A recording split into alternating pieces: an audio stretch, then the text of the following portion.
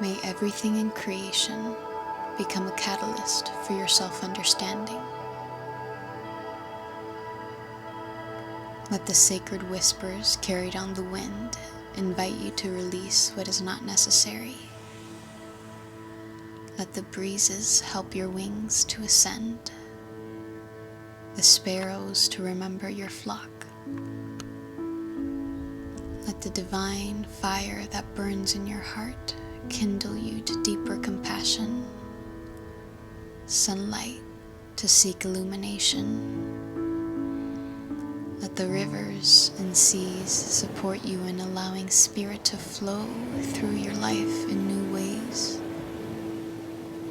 embracing the rise and fall within you. Let the pine cones contain an epiphany. The forest ask you to embrace your truth once again, and each smooth stone a revelation. Let the moon sing of quiet miracles, like those which reveal and conceal the world every day right before your eyes. May you make time to listen to the elements and their wisdom, revealing the Holy One's face in the sacred direction for your one precious life.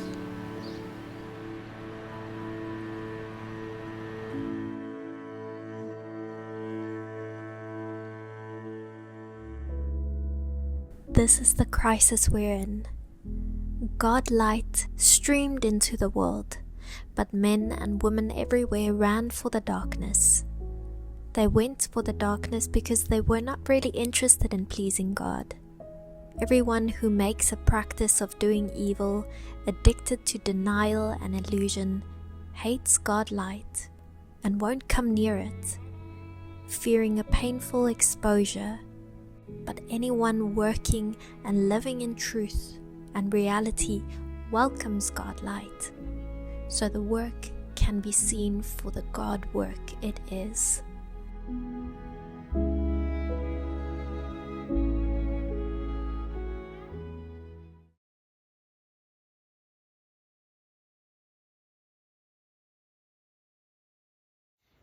Dis 'n doodgewone weekdag.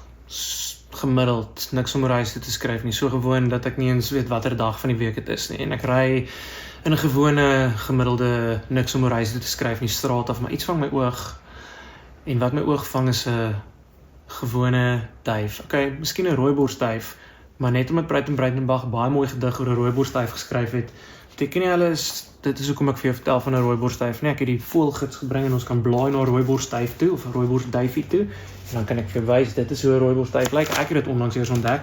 Dit is nie 'n duif met 'n helder rooi bors nie. Dit is 'n duif wat ek al baie gesien het. Net 'n gewone duif. Maar die duif, ek onthou nou die duif en vertel nou vir jou van hierdie duif, want hy het so gevlieg en die duif se vlerkies het so gefladder om te breek, en iets in daai fladdering en hoe doelbewus en hoe mooi en hoe fyn daai beweging was. Dit was om te breek en toe gaan land die duif op 'n tak. Dit was iets baie mooi vir my daaraan. Iets baie treffend en so vreemd.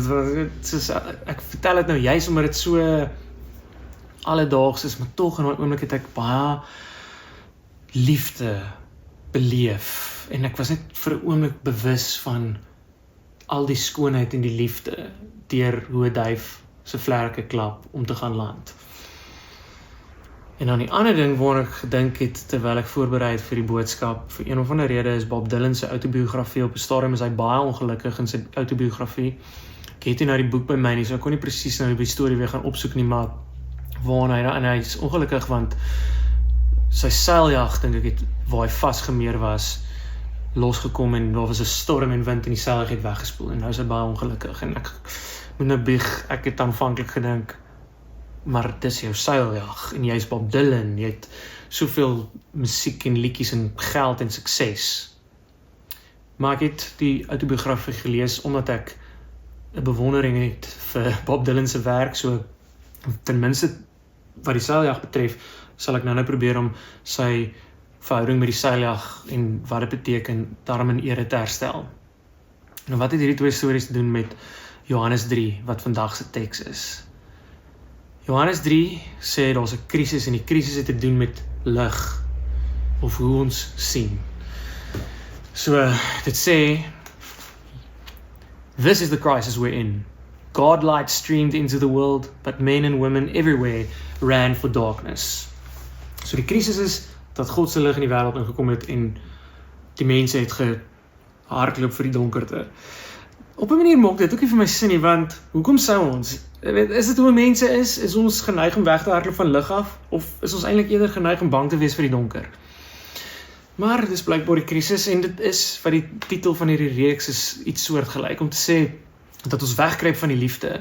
Is die liefde nie tog die ding waarna ons almal eintlik smag nie? Hoekom sou ons daarvan wegkruip? En tog weet ons dit is so.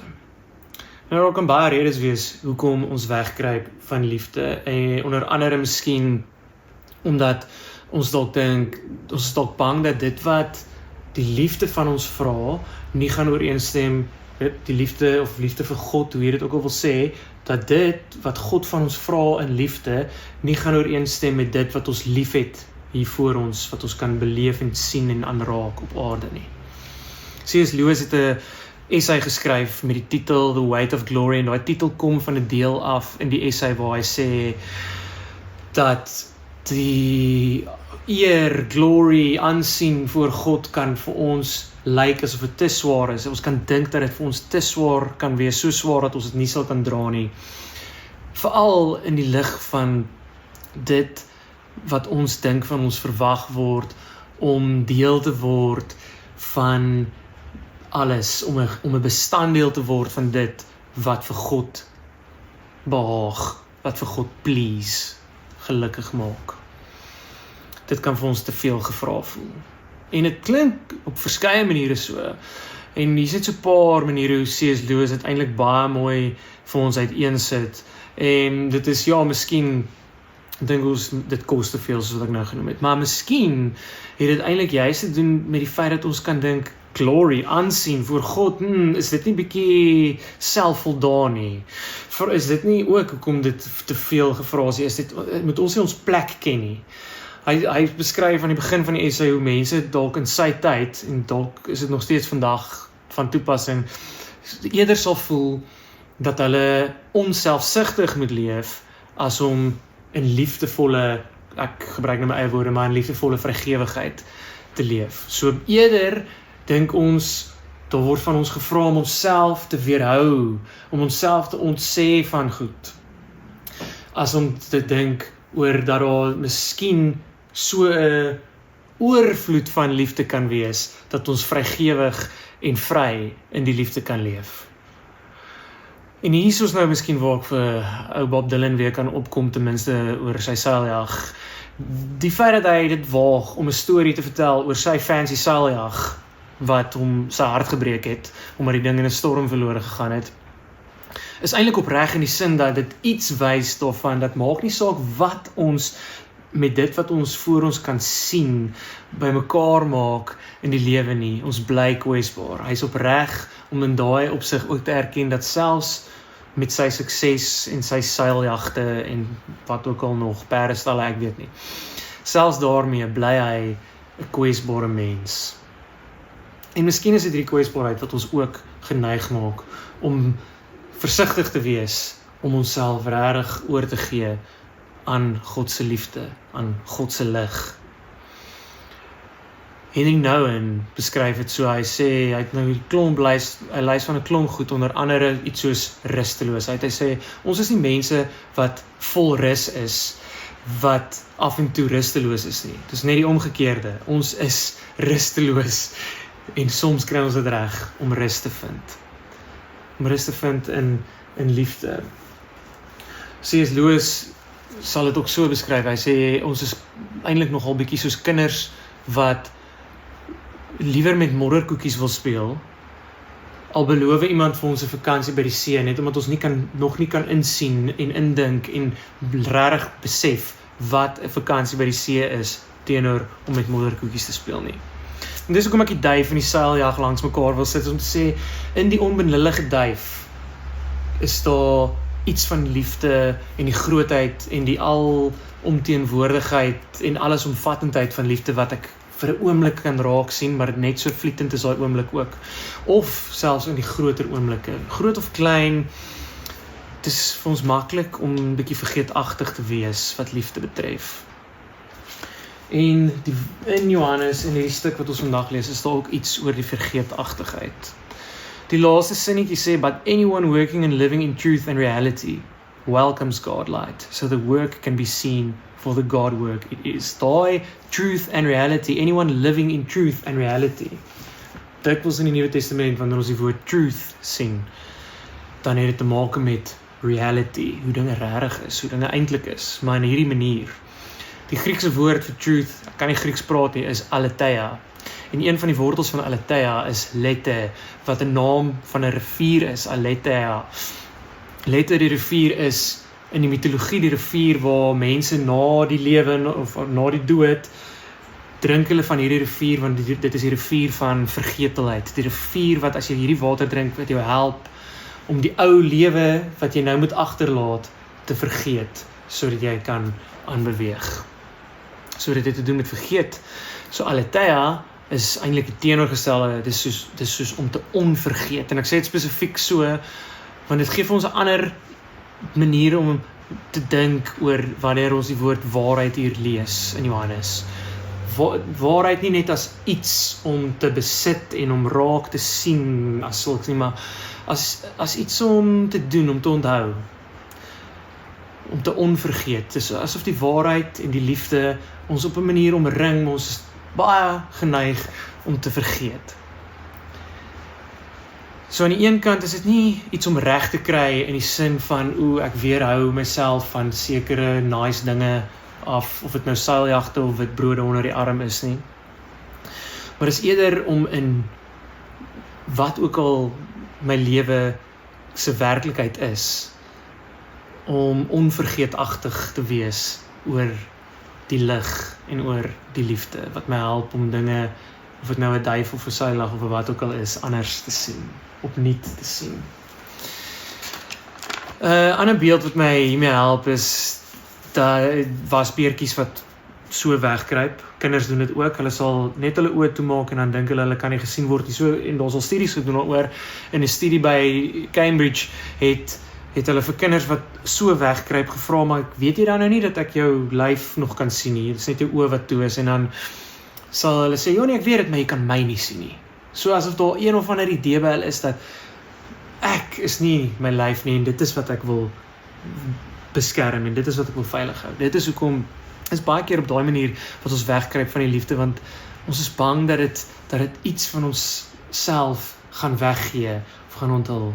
Dit is baie keer hoe ons kan voel oor die liefde. Maar wat ons eintlik kan onthou is dat die liefde ons ken. Ons word geken in die liefde. En ons herken die liefde nie om na iets te wys en met die oog te sien, daar is die liefde, of daar is die liefde, of daar is dit nie.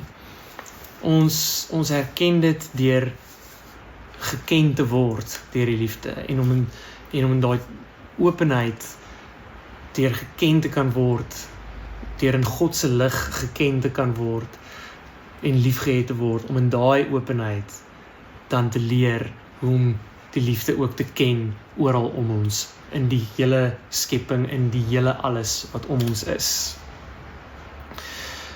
Die beeld wat my die meeste help hiermee, dink ek, of wat vir my die maklikste is miskien om te dink aan of asem of weer eens water, soos daai rivier waaruit mens drink om te vergeet. So kom ek vat water. Het is maklik eintlik om van water te vergeet, selfs al is water lewensnoodsaaklik, net soos wat liefde vir ons lewensnoodsaaklik is, en eintlik die ding is waar ons so smag. Hoe gereeld is ons nie dors nie, maar sal ons iets drink wat nie heeltemal water is nie, tee of koffie of wyn of Coke.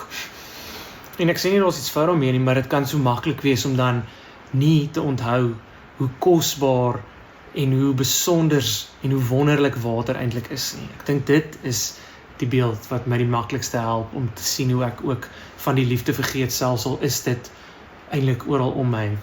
Selfs al is God se liefde nooit ver weg van my af nie.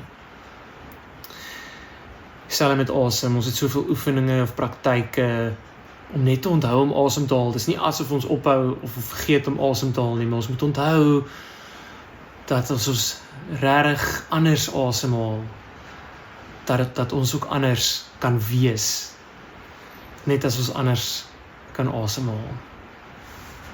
Cynthia Bourgeau sê ons is geneig om vergeetachtig te wees, as ek nou daai woorde kan gebruik, of om die waarheid van liefde mis te kyk, omdat ons so vinnig hoor, jy moet jou naaste lief hê soos jouself, of so baie soos jouself, en dan dink ons, ek het myself nog nie genoeg lief nie, so ek gaan nie by ander kan uitkom met daai selfde hoeveelheid liefde nie. Maar dit is presies die probleem van hoeveelhede, wat Cynthia Bourgeau sê, ons moet eintlik bietjie wegkom daarvan. As ons iets wil vergeet, moet ons dalk die hoeveelhede vergeet. Sy sê dit is net eenvoudig, jy moet jou naaste lief hê soos jouself. En hoe sy dit beskryf is om raak te sien dat om die ander in my lewe lief te hê, is om in God se liefde genoeg liefde te hê vir ons almal, vir ons albei en vir ons almal en vir alles om my. Om dit te onthou, dat daai liefde genoegsaam is en dat ek vergenoegd kan wees in daardie liefde. So hoe dit dan lyk, is om dan nie te gryp en te klou aan dit wat om my is, of dit wat ek net met die oog kan sien, en dit wat ek so graag wil hê, net om veilig te voel, of om genoeg te voel, of om opgewasse te voel, of om seker genoeg te voel, of om, ek het hier 'n hele lys geskryf, sterk genoeg te voel, of gelukkig genoeg te voel, om nie dit te verwar met die liefde nie, maar om daai goed neer te sit, sodat ek kan onthou om uit God se oneindige rivier van liefde te skep, en dit regtig in te drink, en om eintlik dan daai liefde ook te word. Dit is hoe ek wegkom van hierdie krisis van die lig, hierdie krisis van om te skuil vir die liefde, om te dink ek moet my oë wegkeer, en om opreg liefde toe te laat in my lewe, om liefde toe te laat om my raak te sien, sodat ek ook in liefde kan sien.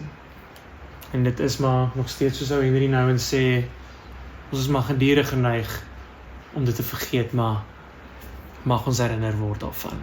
Kom ons bid saam. God van liefde, die een wat soos ons op ander plekke in Johannes lees, ons eerste lief gehad het, en ons daarom eintlik oor genoeg liefde gee, sodat ons in liefde kan leef. Mag ons herinner word aan u liefde, en mag ons vrygewig en vry in u liefde leef, en mag ons dit raak sien in die kleinste dinge in ons lewe en die groot dinge ook, en mag ons in die unieke omstandighede van elkeen van ons lewens ontdek hoe u liefde ook daar oral om ons is. In Jesus se naam. Amen. Dit is nou vir jou geleentheid om te gee. Jy kan dit doen met hierdie kode op die skerm of met die bankbesonderhede op die skerm. Jy kan ook die bankbesonderhede op die webtuiste in die hande kry. En soos altyd, ons waardeer dit regtig dat jy ook op hierdie manier deelneem aan ons gemeenskap. Op hierdie manier eintlik ook vryheid en vrygewigheid beoefen om deel te wees van dit wat ons doen by NVA. En ek noem dit altyd, maar ek dink dit is belangrik. Dit is juist 'n herinnering vir jou om ook te kyk waarmee is ons besig, al is jy dalk nie saam met ons in Stellenbosch of hier in die Weskaap nie, maar waar jy ook al is, gaan kyk bietjie op die website, waarmee is ons alles besig, en daar's baie keer ook maniere selfs om waar jy in die wêreld ook al is, ook in te skakel en iets te deel en te beleef van dit waarmee NVA besig is. Baie dankie daarvoor.